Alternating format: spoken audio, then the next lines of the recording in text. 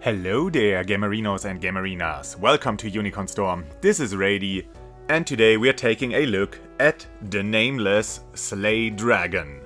I couldn't find out much about the studio. I believe it's a Chinese studio, so yeah, bear with some weird phrases or translations or something.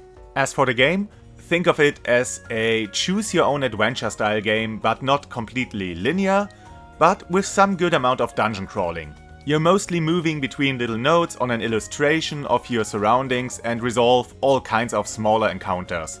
Most of the time you're observing something, sometimes you get to talk to people or trade with them, sometimes you might find a useful item, and other times you might spring a trap or face hostile creatures. And most of the time, the outcome of these encounters is determined by the roll of a die. And this is where I'm beginning to have some problems with it. I'm just cursed with bad luck. I'm the one who rolls multiple critical failures in each role-playing session, and my overall dice results are below average. When playing cards, I tend to draw low numbers, with maybe one high value so that I don't get a straight, and I'm never getting very far in Balantro. In Baldur's Gate 3, I actually activated the karmic dice option to prevent losing streaks, and I still fail multiple rolls in a row constantly. I avoid touching my friend's dice out of fear to curse them as well, and for a while I even wore gloves whenever I held a die. But that was more so gallows humor than actual belief it would accomplish anything. You can dramatically raise your odds of winning a game of chance if you just kick me off the team. Thing is, if luck is a factor, then I am disadvantaged, and couple that with me being too stupid to prepare for and account for random outcomes, and you see why I'm not really getting into these games.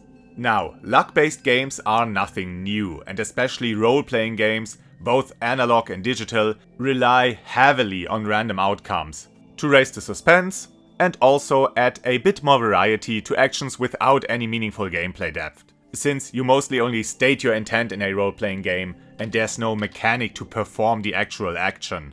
That's what the dice roll is for, in combination with some character stats, so there is some planning and of course a lot of customization in play. But yeah, you know all of this. This here isn't a crash course in RPGing or a guide to choose your own adventures. I mean, of course I have to explain one thing or another to get my points across. But yeah, moving on. What did I mean when I called this game a choose your own adventure with dungeon crawling? Choose your own adventure books already contain dungeon crawling. Some of them are nothing but dungeon crawlers. I played some of those. But this game takes full advantage of, well, it being a game, while still retaining the appearance of a digital choose your own adventure book, like for example the fighting fantasy video game versions. And let's stick with them for a moment. I played one of them, City of Thieves or something like that it was called. You had to make your way to the city and gather 3 important items to do something with them, I can't remember anymore.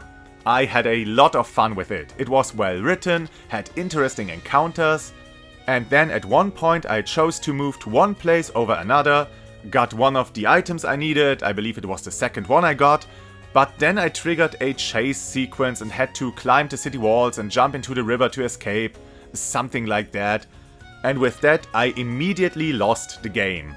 The game didn't allow me to go back into town. I wasn't able to just not try to escape or maybe find a hiding spot, because the nature of a book means there's only a limited amount of possible interactions and decisions for you to make. I mean, that's also true for a video game, but those are a lot more flexible. If I go back to a previous location in a video game, after having found a useful item like a key for example, then it's only this one conditional branch that needs to be added or changed. With a book, you need a whole new page when you want to return to a previous location. I mean, the story has to account for you having been there already. In a game, you just flag the location as visited and the flavor text changes a tiny bit to accommodate. So this game lets you return to pretty much any spot, save for enemy encounters, and use all your items and abilities on it, if there are any actions available. To balance this, pretty much anything you do causes your fatigue to build up. So yeah, gather herbs or mine ore as much as you want, until you're too tired to even lift a finger. Also, there's of course lots of negative consequences for a failed skill check. Sometimes you are able to assess the outcome, but many times it's rather random or arbitrary. The short descriptions don't always tell you what you need to know to make an informed decision, and while you often have the chance to think about it a bit more, like actually selecting the ponder option and succeed in a dice roll, and this gives you a bit more insight, but this option isn't always available. Now, failing an encounter doesn't always have to be a bad thing. If a failure results in a different outcome, like a different path through the story, crafting the narrative in a new way, then this is a pretty good thing. Let's say you fail to avoid a trap in a dungeon and get knocked into a pit, and now instead of some ancient ruin, you have to make your way through some natural caves. Instead of finding a powerful weapon to fight the dragon, you emerge from the cave into a bandit camp, but maybe you get the chance to save the bandits from some monsters. And now they accompany you on your quest to slay the dragon. That would be fucking interesting, and something most commercial games won't do. You may find something like this in a 10-minute, ultra-simple, ultra-indie game, but not one that goes for somewhat of a larger appeal, which is a shame. Instead, what these games do, and this here is no exception, they just punish failure with some health loss and the like. You fail to dodge the trap, you take damage. You fail to spot an enemy, they get the first strike. Stuff like that. It's standard and not something to fault the game for. But with a game like this, I'm just constantly reminded of the greater possibilities. Now, there seems to be quite a bit of complexity in this game. You gather a whole party over time, learn new abilities and improve them in different ways. Evolve or change your character classes, craft equipment and cook food. There's a lot. And I think people who like this choose your own adventure design and aren't as unlucky as me can get some good fun out of this game. It helps that the art isn't as box standard as most of the dialogue heavy games released these days, but it tries to be weird and unique, while the environments look very much like battle maps you use in miniature games or illustrations out of fantasy or role-playing books. The music though is rather generic. It works, it does its job, but I just get this cheap browser or mobile phone feel from it. The game is priced at about $20, and my first instinct was that it seemed a bit steep to me. But I'm not really sure about that.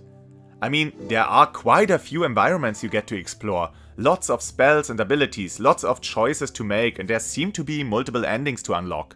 As I said, I don't get very far in games like this. I didn't expect it as luck-based. Not that it's a bad thing, it's just me with my bad luck. I don't mind failing skill checks when I'm playing pen and paper with friends. At least then we all get to laugh about it together. But against an uncaring machine, it's just not as much fun. None at all, to be honest. But yeah, it seems the game doesn't suffer from any lack of content. Who knows, maybe the story really is quite long and intricate, so you get your money's worth. People really seem to enjoy it. So if the genre is something you can vibe with, then maybe you should check out the game. But no matter if you do or not, I wish you the greatest of days. This has been Rady, and I hope to see you again on the next game.